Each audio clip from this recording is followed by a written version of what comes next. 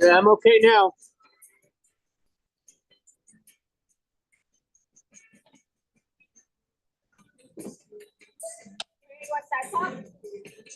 No, I think I'm gonna be okay. Hey, somebody's missing from my.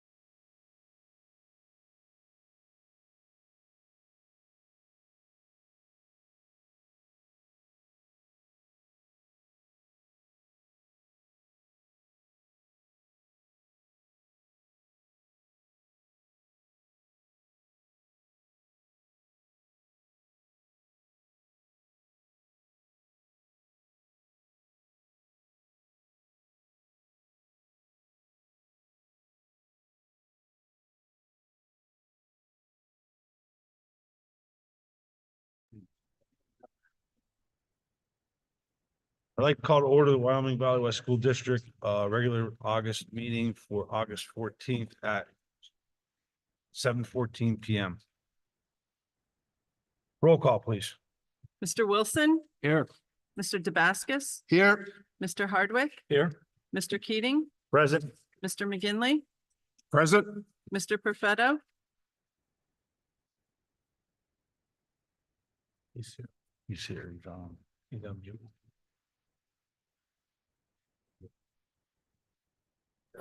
Present. I don't know. Yes. Mr. Kubuski, Here. Mrs. Cassatt, Hey, guys. Amos. Here. A moment of silence followed by the salute to our flag, please.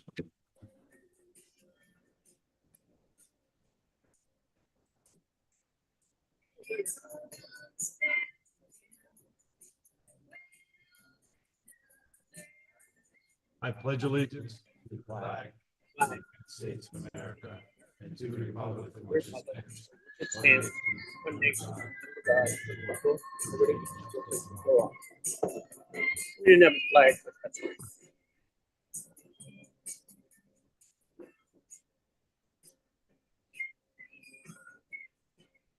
I'd like to announce there was an executive session held prior to this meeting to discuss multiple personnel items. Superintendent's comments. Mr. Tosh, please. Thank you, Mr. Camus. Just a couple announcements as far as we're getting close, obviously, to the start of the school year. A couple important dates coming up. On Thursday, August the 29th, we have new teacher orientation from 9 o'clock. That will be held at the high school this year. On Thursday, the 29th of August also, we will have sixth grade orientation here at the middle school from 9 to 12. Further information will come out about that orientation if necessary. Also on Thursday, August 29th, the ninth grade, the freshman class up at the high school will have their orientation from 9 o'clock to 11 o'clock.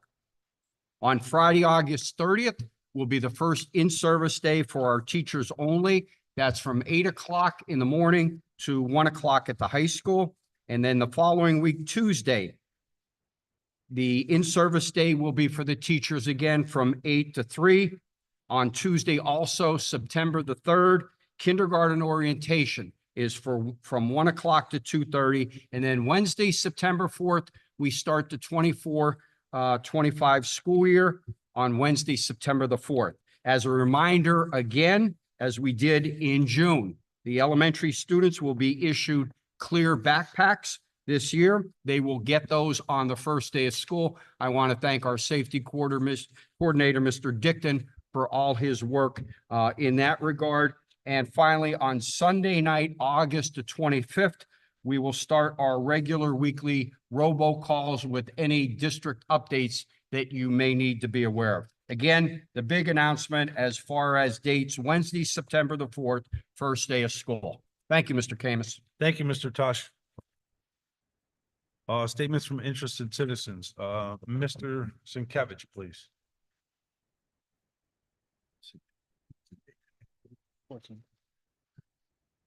Evening, board. Wanted to come and, if you don't remember from May, my son Noah and I were here to speak to you about the elevator at the high school. I came tonight. He wasn't able to be able to come because he was at band practice all day today, marching band. I wanted to come and see if there was an update as to what is taking place with the elevator at the high school. Reason being is on meeting for May, when I was here, Mr. Camus, you told me that you had already met with the engineers. Mr. Keating, you told me that there was going to be a special budget meeting within 2 weeks of that meeting in the end of May. And part of that was to discuss the elevator to resolve or replace the elevator. Wondering if anything has come from that. I do know the elevator has not been worked on because my son has been using it for marching band. And quite honestly, he was afraid he was going to get stuck on it today because he has to use it to go up a floor to use the restroom. And from the noises it was making, he was quite afraid that he was going to get stuck on it once again today. And so I was just coming to see. I know there hasn't been anything mentioned in the June meeting or any of the work sessions that I've been able to see via YouTube. So Mr. Sienkiewicz, thank you again. It actually was on my list this evening because our engineers are sitting right to your right behind you. So I'm going to let them answer your questions. I'll do my brief description. The parts are definitely ordered. Okay. I know they're coming and I know everything is on its way, but Mr. King or Mr. Zawali, could you address Mr. Sienkiewicz, please? Do you have any update on that for him, please, and his family?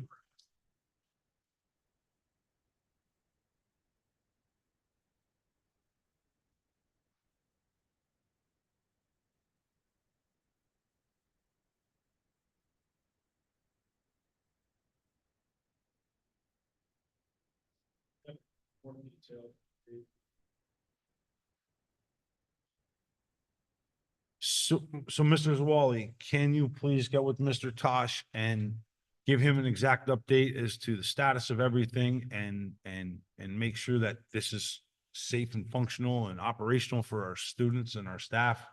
And Mr. Tosh, would you please get with Mr. Sienkiewicz to give him a formal update one-on-one? Absolutely. thank you. I appreciate it. Thank you, Mr. Sienkiewicz.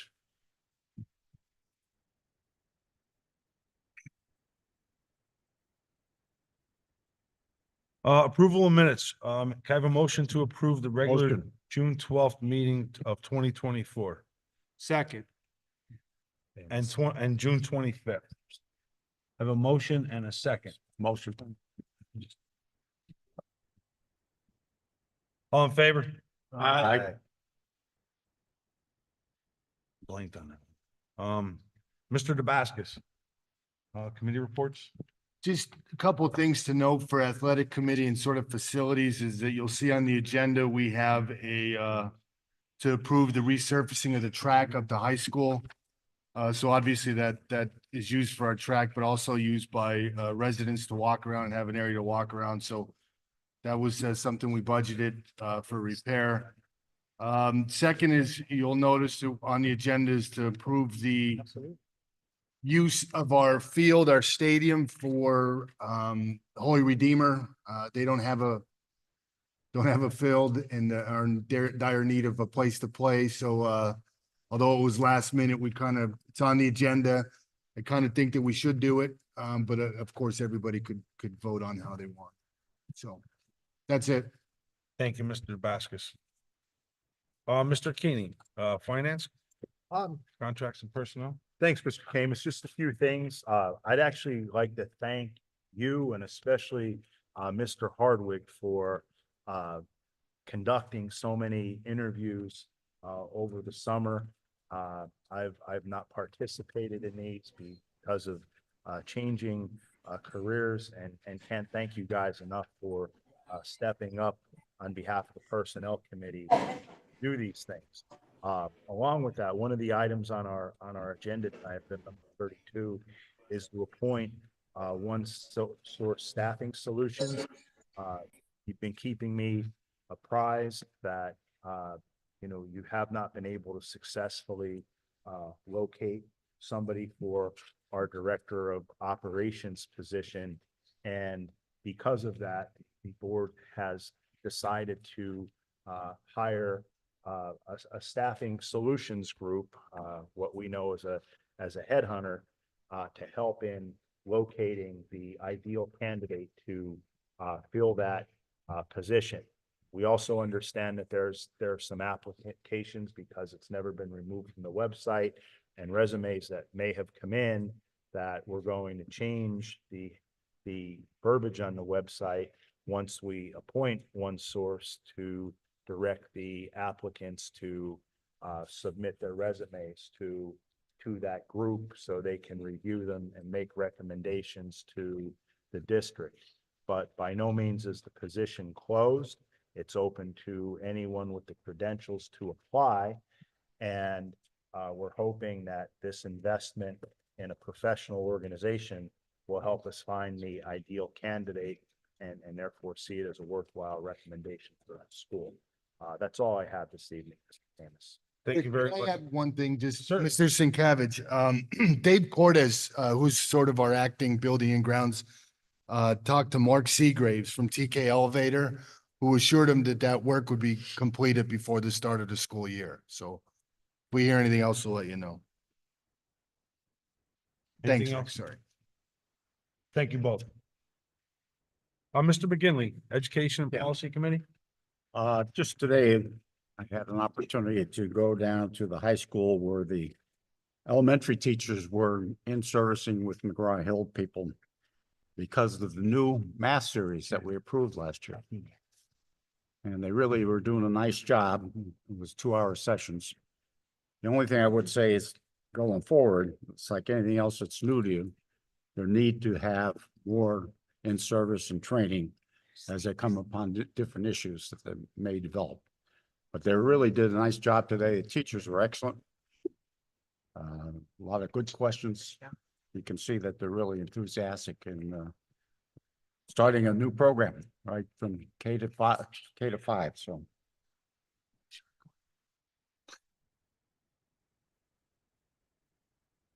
Thank you, Mr. McGinley. Mr. Hardwick, do you have anything? Unfortunately, yes. I kid. So 2 things. First is with the Special Education Committee. While we did not meet formally, there is on the agenda items for 3 settlements. We've discussed these in prior executive sessions, so the board is apprised of them, but that activity will go through tonight. And I want to provide an update from on the ESSERS projects as well as the grants. I think it's important to start just to remind everybody, I will take a minute and remind everybody a little bit about ESSERS and where the dollars are coming from and what we're using them for. Kim Walk, who's been consulting with us and helping us with ESSERS, she provided a little update and I'd like to read from it. So the ESSER grants are in the final stages. They will close out on September 30th of 2024. ESSER 3s, the majority of the funds are being used for this building and the HVA system installation. The ESSER 3 funds are also being used for the STEM tutoring lab, which is going through different renovations and electrical upgrades. I believe the IT department has been getting assistance through ESSER's dollars grants. And so lots of supplies and materials have been ordered. And as far as ESSER, 7% of the grant, I believe that's needs to be used for lost learning. Within that lost learning, we're funding the Penn Literacy Network, which provides instructional coaching for teachers with research-based best practices in reading, writing, speaking, and supportive lost learning. Another function of the 7% grant is funding kindergarten to third grade teaching training in Fun Hub to support learning loss. As well as box out bullying assembly, which will be conducted for the high school to support student social and emotional learning through anti-bullying presentation. And finally, a part of this 7% dollars being used will be used toward the electronic hall passes for the middle and high school. So the dollars are being spent well. I'll give you a very brief update on the dollars, broad brushstroke. The district's expecting revenue in the amount of 4.3 million on or about August 21st. And these are reimbursement for expenditures through June 30th. We've spent approximately 1.2 million, almost 1.3 of expenditures, of which 1.2, almost the majority, has been on the HVAC and electrical expenditures. 57K has been toward the STEM tutoring and 171,000 for the teacher coaching and training. All dollars need to be totally committed by September 30th of 2024. And I believe we're on track with that. And the district is, and Rob as well, has been comfortable with the deadlines that's been presented for use of these dollars. So I apologize for being long-winded, but I think it's important to make sure that everyone knows the district's using the money wisely and we're using it to the best that we can. Perfect. That's what I have. Thank you, Mr. Harwood. You're welcome. Mr. Dickon, not to put you on the spot, do you have anything?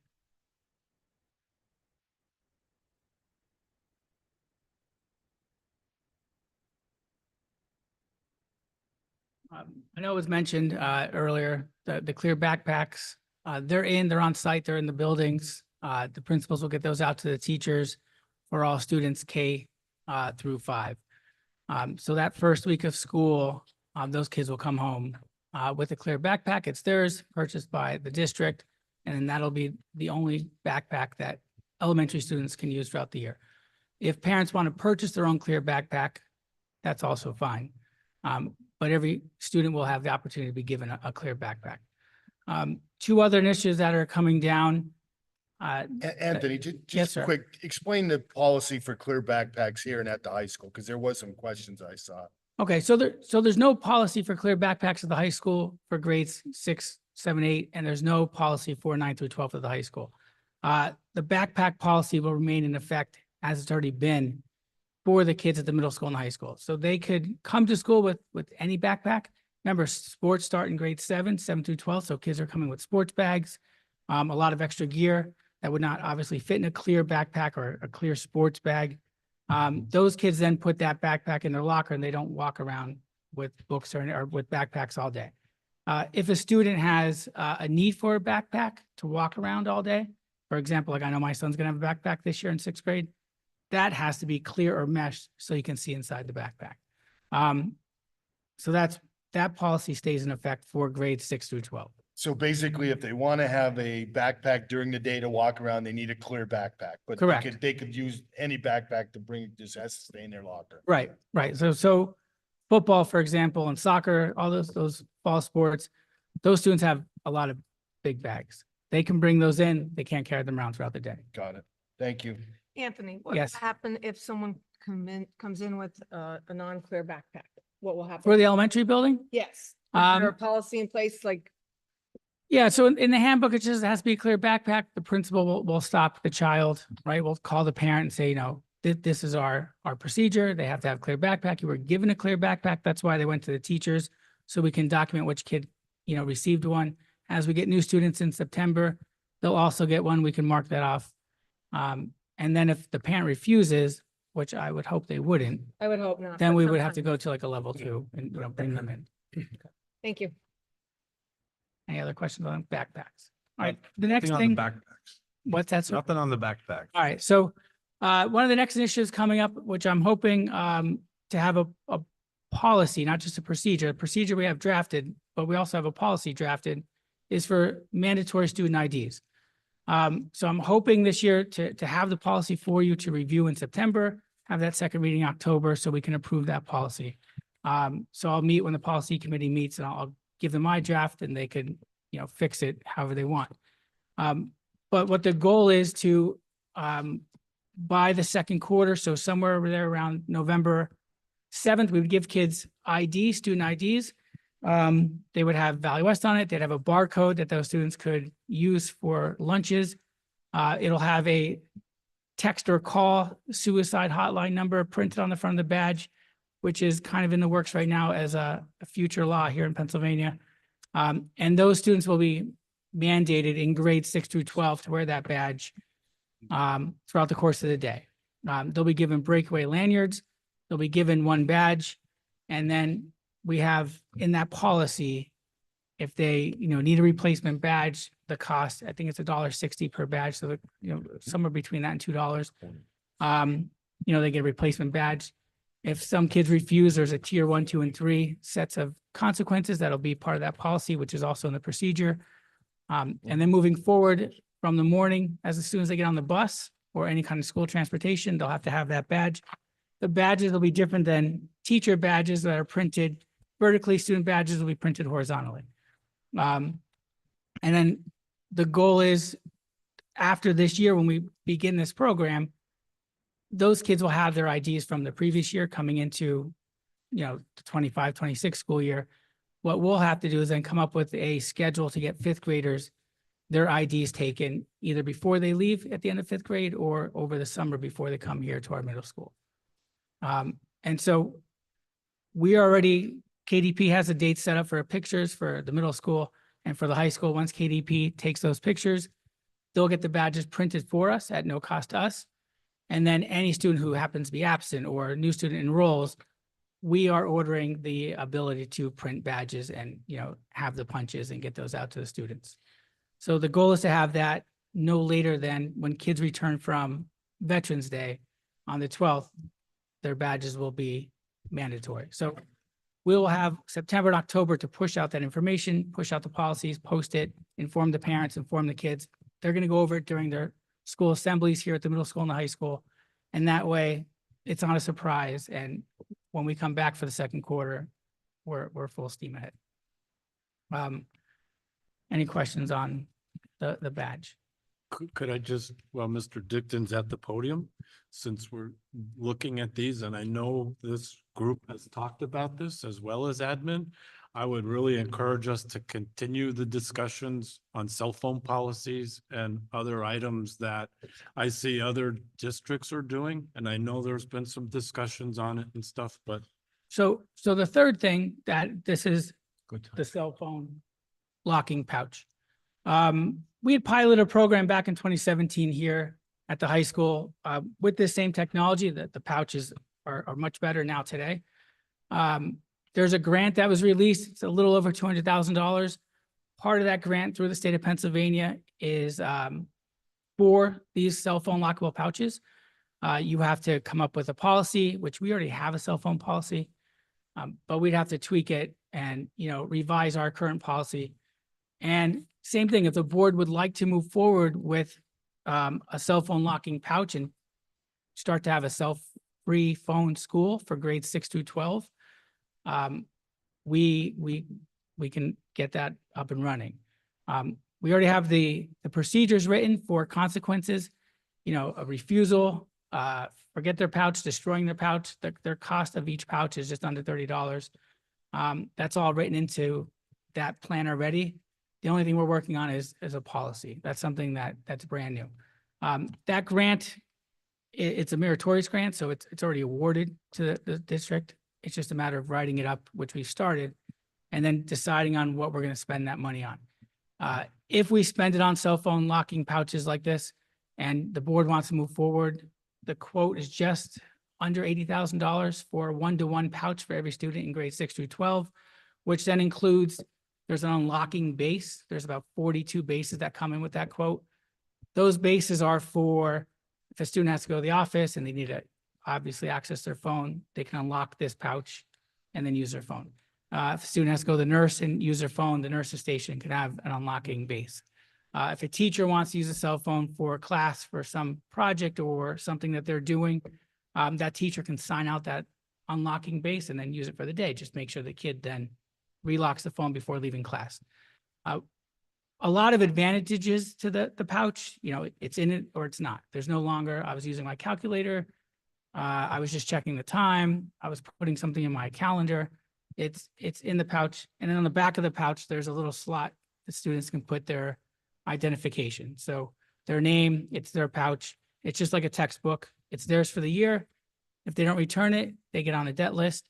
If they destroy it, they have to replace it.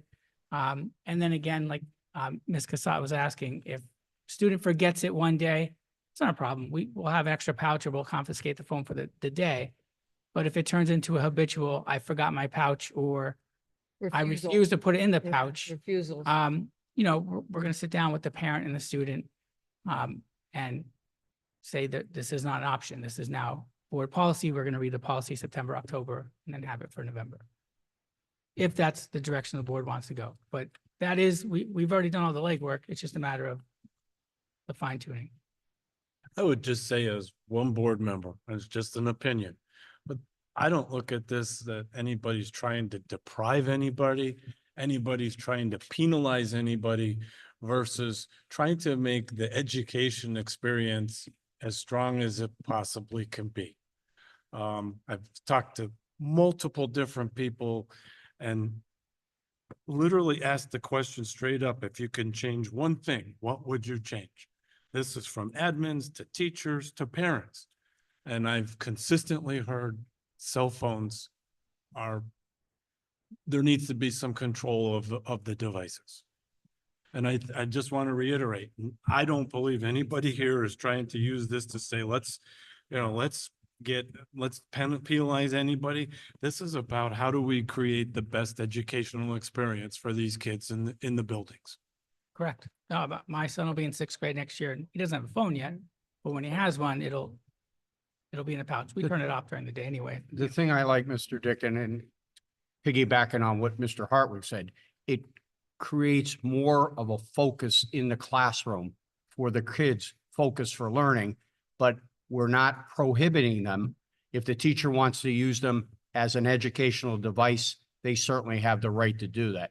So I think, you know, based on the amount of time that you put in and the meetings we've had over the summer looking into this, I think it's something that is worthwhile that we need to go down this road with the number of cell phones that that are in schools today. And again, like Mr. Hartwick said, we're not prohibiting them, but again, we're going to limit the use and get that focus back on the classroom with learning so that there are no games being played on a phone during the course of direct instructional time.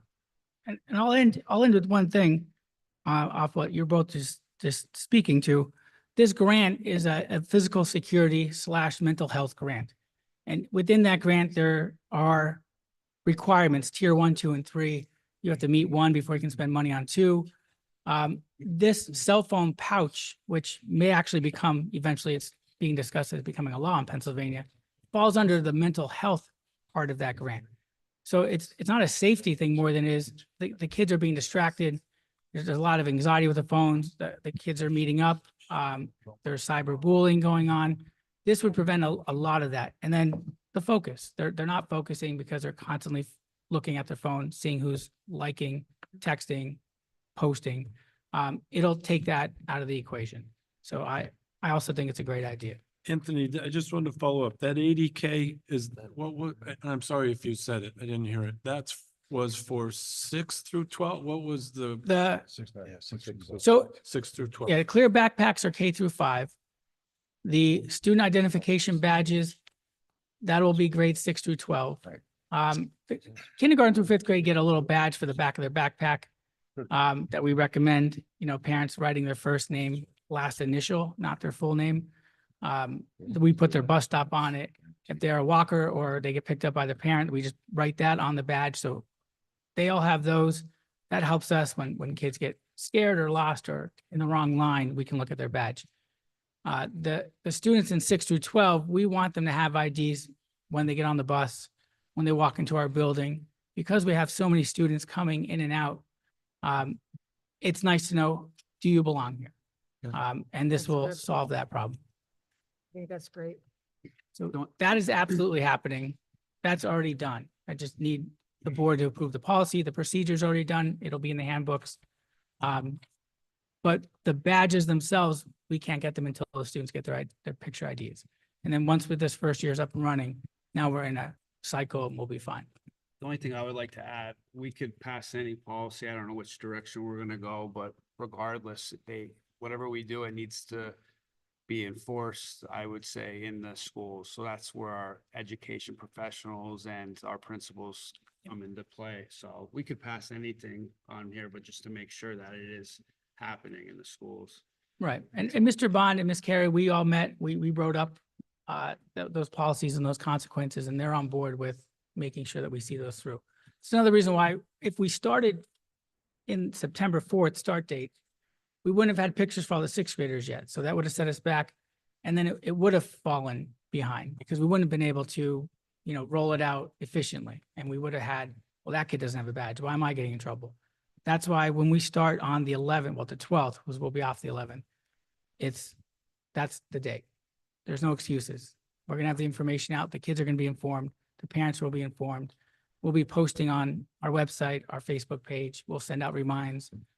So there should not be any confusion or question about what's going on with the ID badges, the possible cell phone locking pouches, and or the clear backpacks. Very good. Thank you. Thank you. Mr. Dickon? Yes, sir. For the elementary students, can we incorporate bus numbers or colors or grapes, bananas, apples, oranges? Yeah, On so that ID tag? well, what the teacher will do is write turtle bus, car bus. They write it on the tag. I didn't bring any tags with me. I just sent them out to the buildings today. But those tags have a little plastic band that will lock onto their backpack. Okay. And on that tag, it has, like I said, first name, last initial, a contact number. And if they're bus students, it'll tell them exactly, great bus, car, the It teacher does writes, say the bus Yep. color, whatever. the teacher will write the bus name on that, correct? How we identify. And it's actually worked out great the last 2 years, where a student has fallen asleep on the bus ride home. The driver was able to call the parent and say, hey, I have your student here on the bus. And the driver looped back around and dropped the student off. It's one of many times that those bus tags have worked. So it's very important. And you'll see them on all the kids' backpacks when they're, in the building walking around. But yeah, teacher does that. Thank you. Absolutely. Thank you. Anyone, anything else for Mr. Dickon, anyone? All right. Thank you, Mr. Dickon. Buildings and grounds, Andrew or, Bill, do you have anything you'd like to help us and add? Yeah.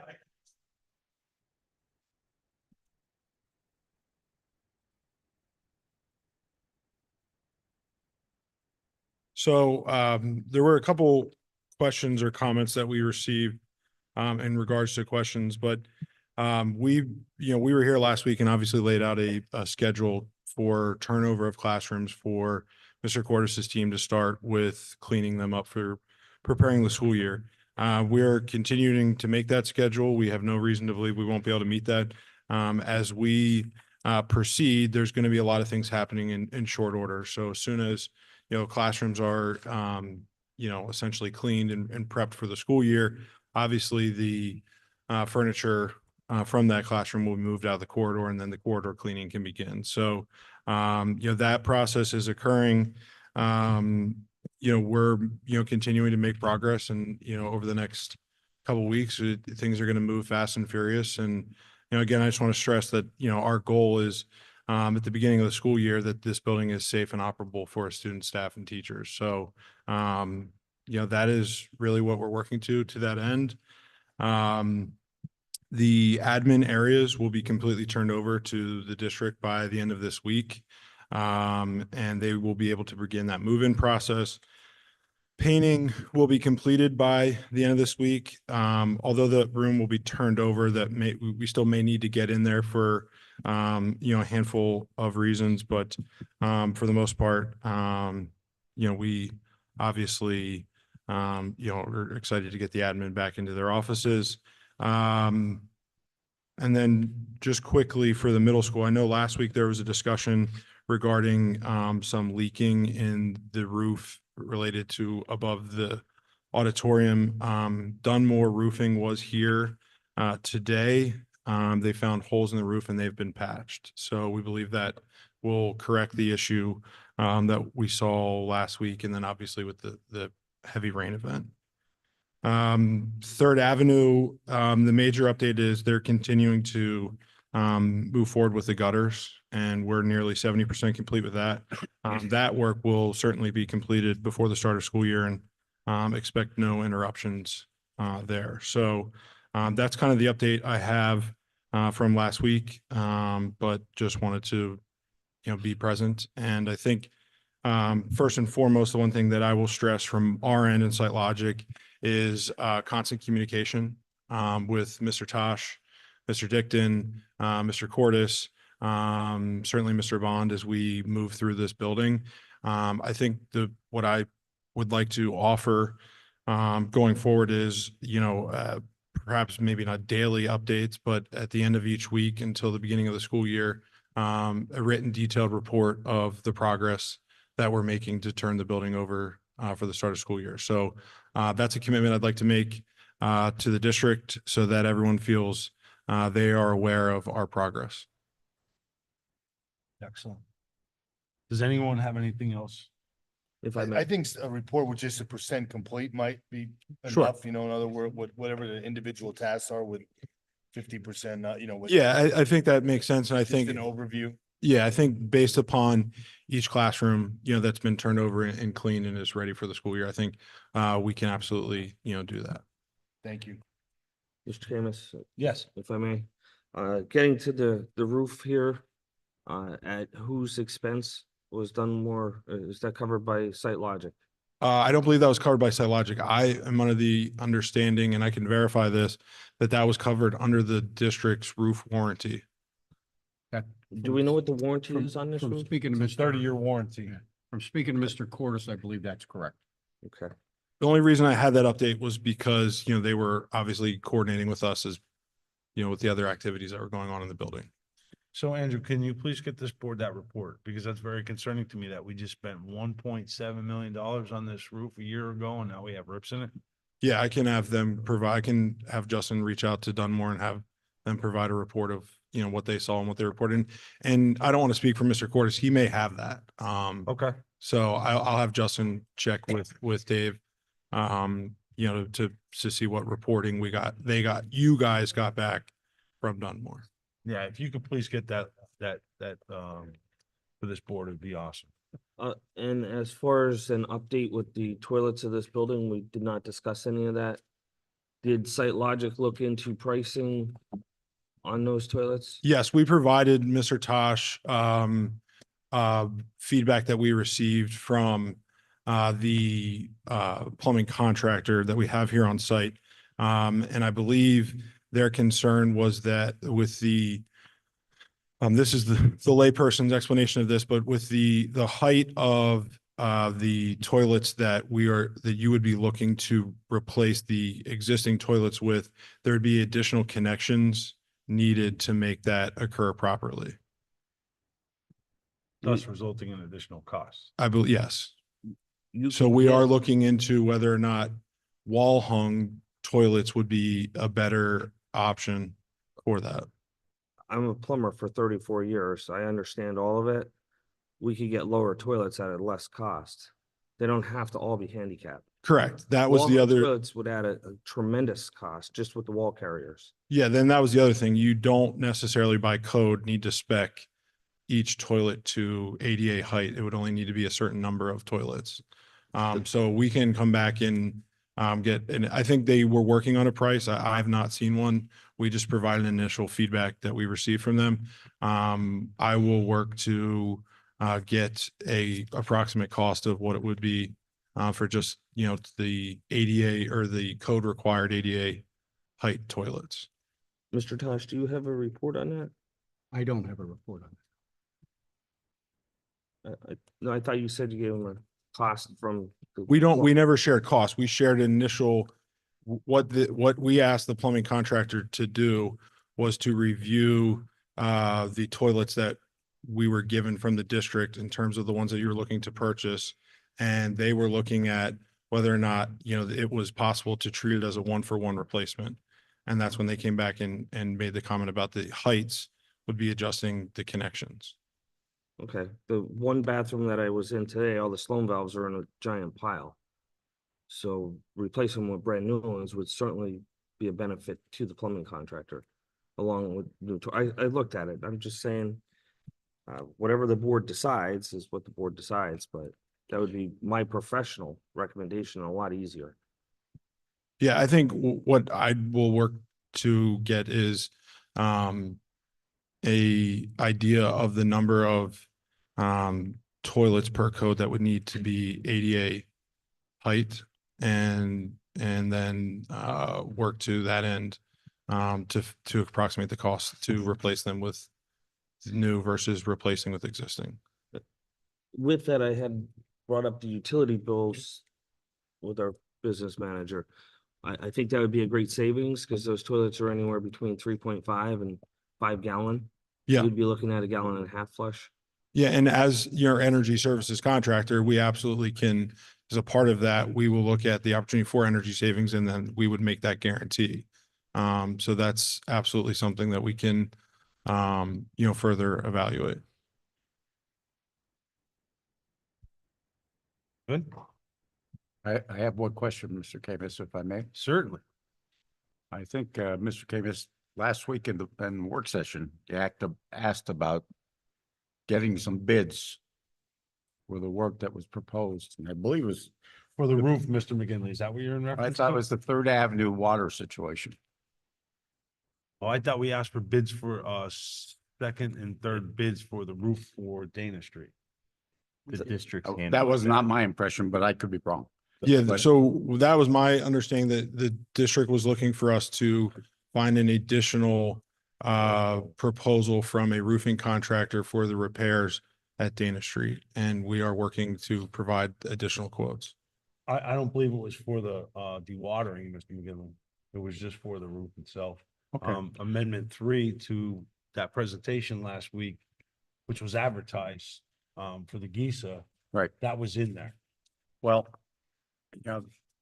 and certainly I'm a new person in this position. Everybody knows the district had a situation a few years ago, and that the Auditor General came in and had a report. And I would hope that we would try to have more than one bid for any of our construction and renovation work. Because I think that's good business practice for the district. So in full and clear transparency, maybe I'm biased, but I feel as though we have probably the best legal team in the Wyoming Valley. And all three of them have looked into this up and down, left and right on the GISA contract. And everything I've thrown at them, they have verified and vetted that we are fully under the rights and responsibilities under the GISA program to allow this project to go forward under that situation. Am I correct? We reviewed the GISA amendment and we approve of everything that's inside of that.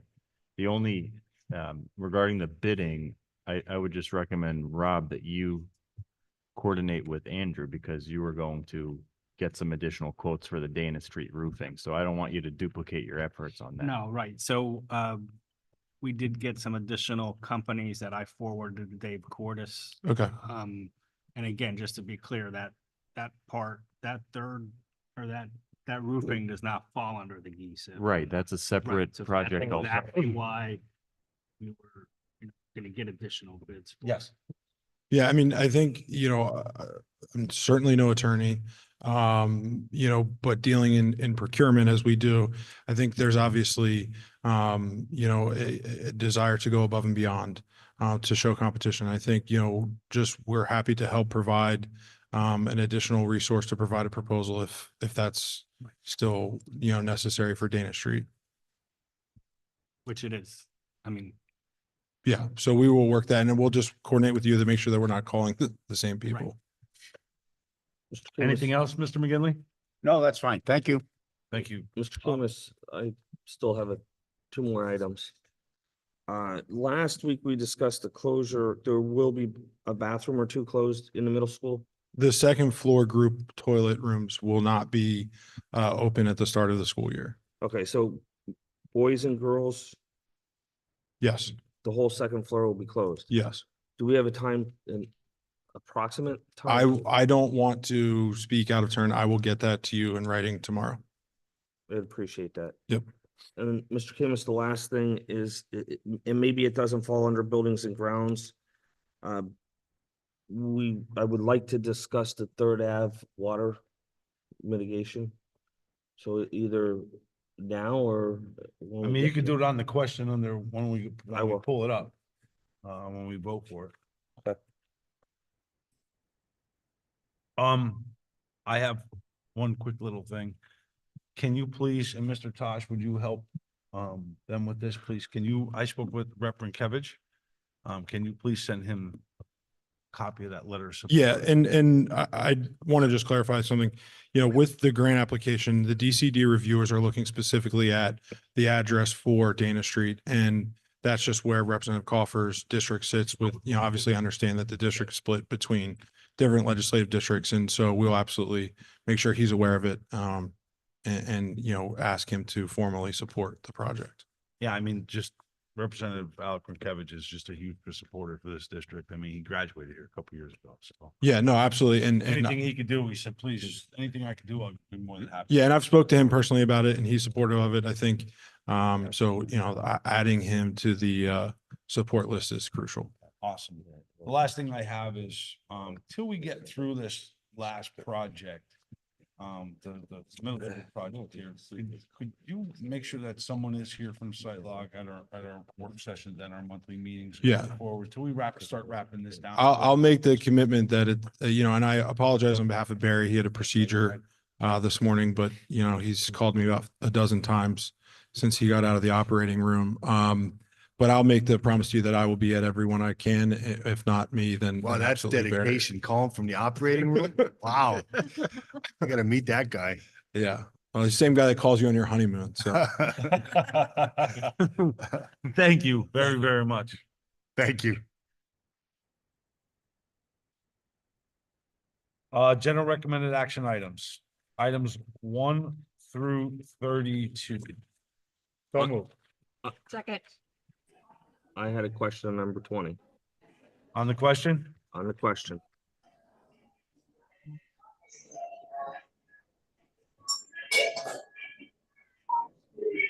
So, and maybe I just don't understand this, but amendment number 3, there's 2 parts to that.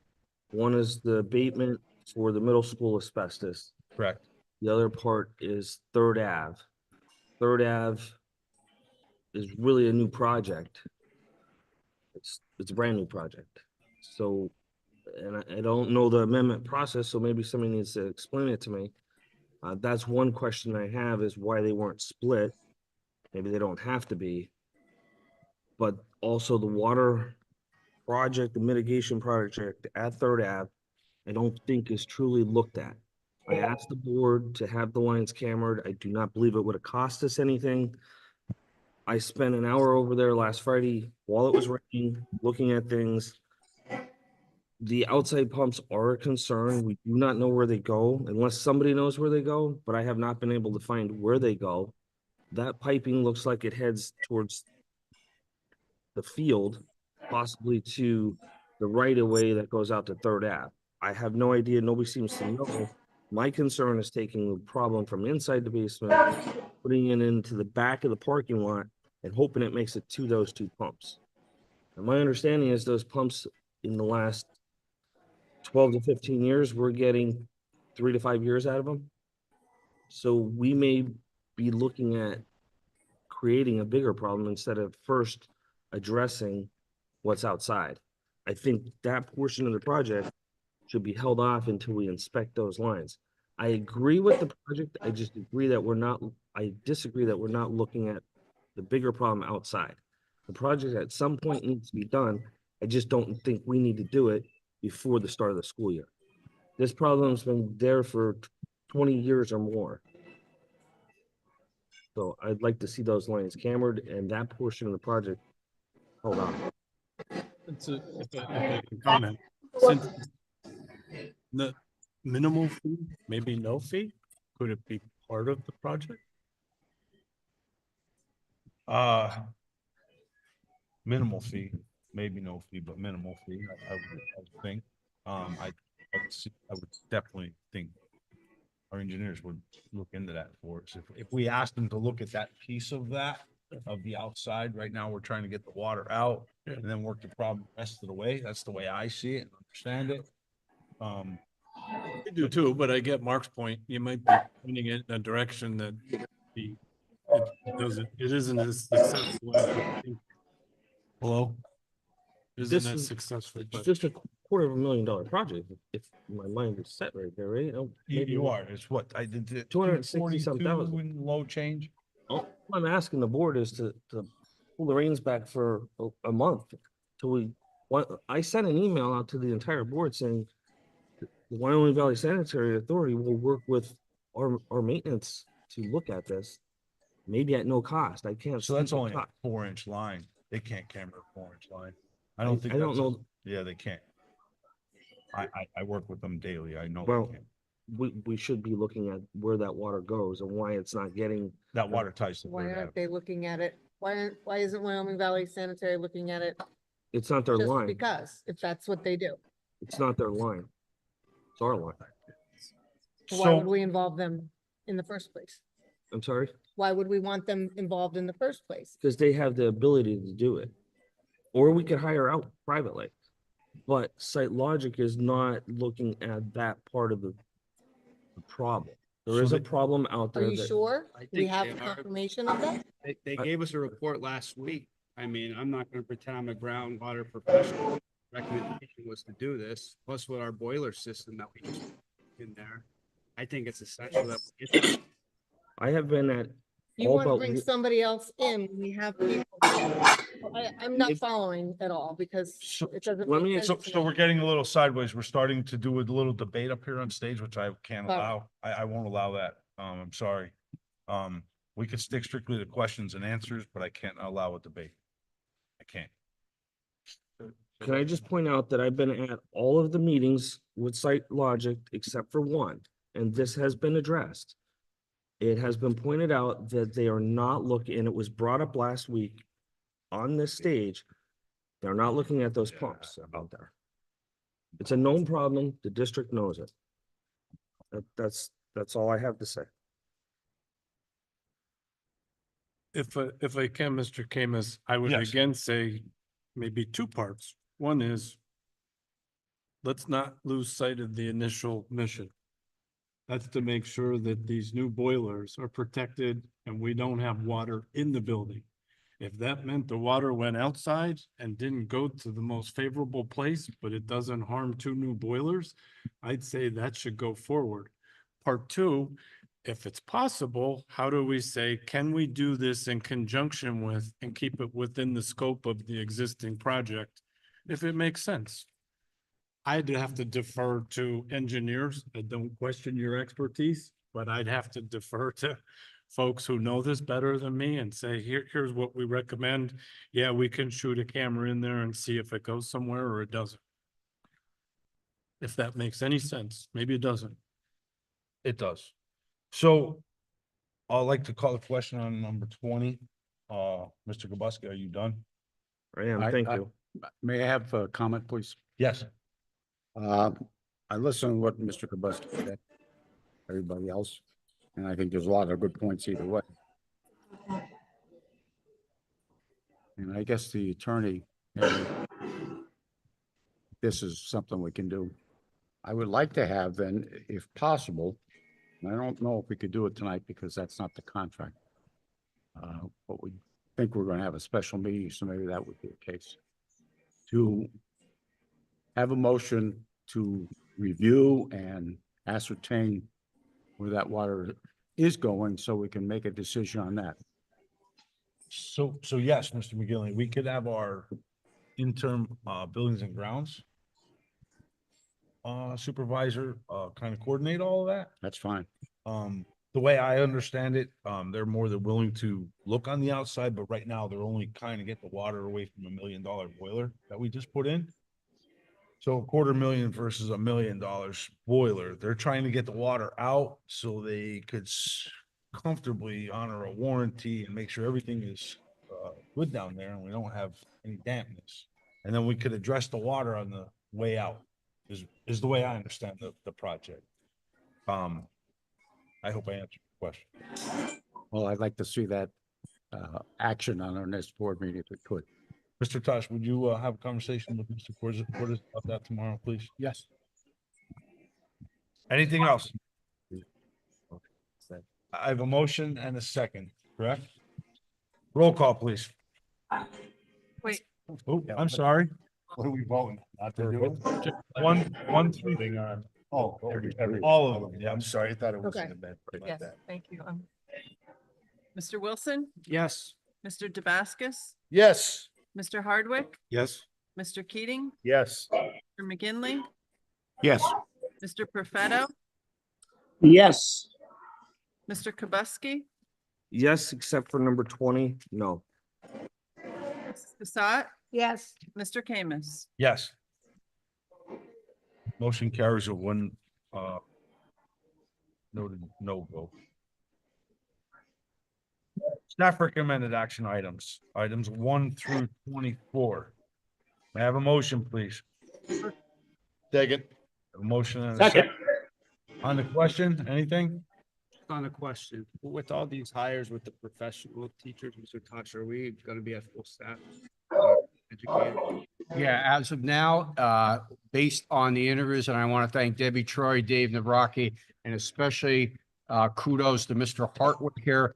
We've, over the course of the last 2 weeks, Mrs. Carey and Mr. Bond also doing numerous interviews because some of the positions declined when we did this in June. We've had a couple last minute openings, but as of now, we anticipate a 100% complete staff for day one. Thank you. Outstanding. Roll call, please. Mr. Wilson, Yes. Mr. Damascus, Yes. Mr. Hardwick, Yes. Mr. Keating, Yes. Mr. McGinley, Yes. Mr. Perfetto, Yes. Mr. Kubuski, Yes, Mrs. Cassatt, Yes. Mr. Kamis. Yes. Finance recommended action items. Accept and approve the following as presented: bills for payment, finance manager's report, and the treasurer's report. So moved. Second. I have a motion and a second. Anything on the question? Roll call. Mr. Wilson, Yes. Mr. Damascus, Yes. Mr. Hardwick, Yes. Mr. Keating, Yes. Mr. McGinley, Yes. Mr. Perfetto, Yes. Mr. Kubuski, yes, Mrs. Cassatt, Yes. Mr. Kamis. Yes. I will go around the table, board member comments. Mr. McGinley? You have anything you'd like that? I'm laughing to myself because it seems like I always start off over here. But anyway, now we're looking forward to the start of school year. I'm concerned about the condition of this particular building. I understand there's a lot of work going on, a lot of people put a lot of time in. And I appreciate that, but I think it's going to be a close call. 100%. Anything else, Mr.? No, thank you. Mr. Kubuski? nope, thank you. Mr. Wilson? I would just like to say, I hope the faculty, staff, and students have a safe upcoming school year.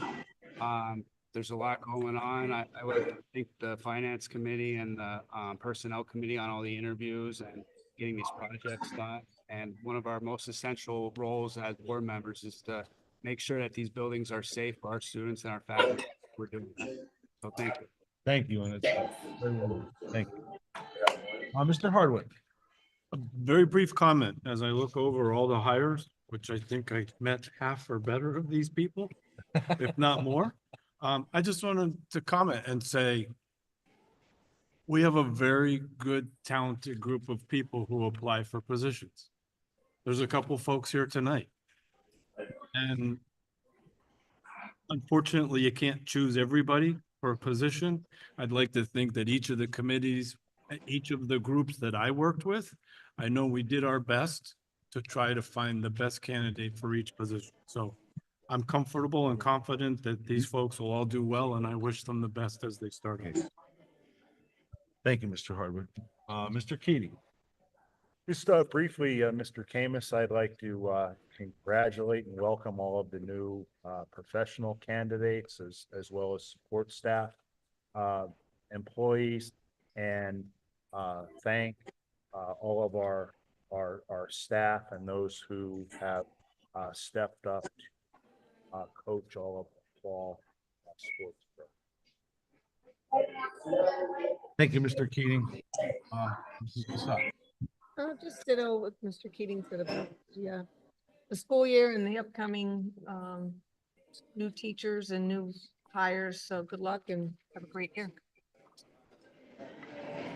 Staying with the sports, good luck to all our fall sports programs. It's a lot of work for all these coaches. If you probably looked at the hourly pay, they probably get about a nickel an hour, if not paying us to do it. So a lot of commitment there from them coaches, and we appreciate it. So good luck, everybody. Mr. Kuchar or Mr. Tosh, do you have anything you'd like to add? I have nothing. Just a couple things, Mr. Camus. I do want to thank Mr.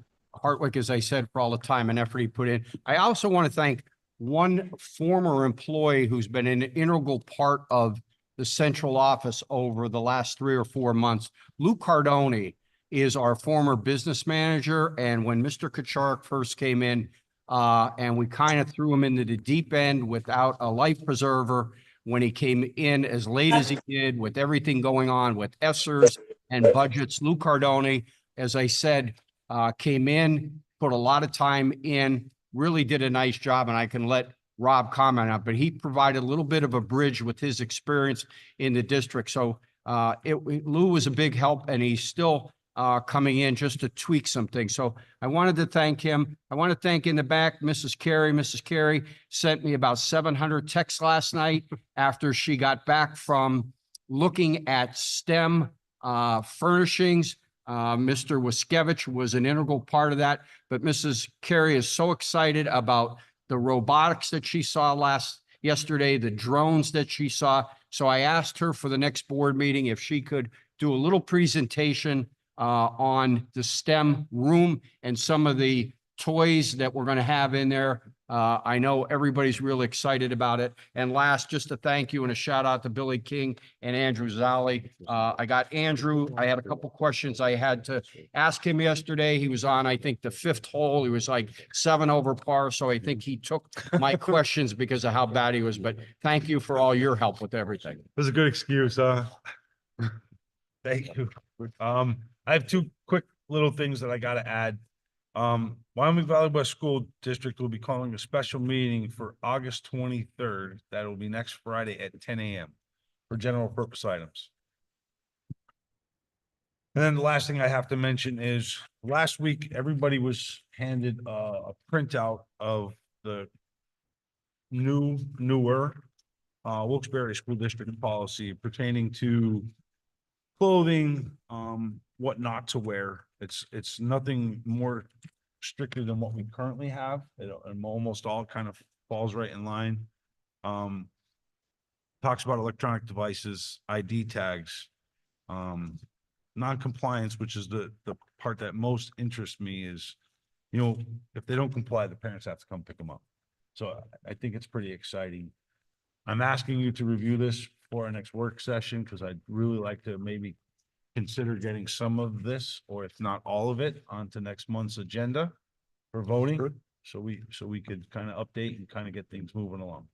Again, there's no changes and it's more the don't wear to school instead of what not to wear, I guess. All right, that's all I have. Motion adjourned. I have a motion. I have a second. Second. Meeting adjourned.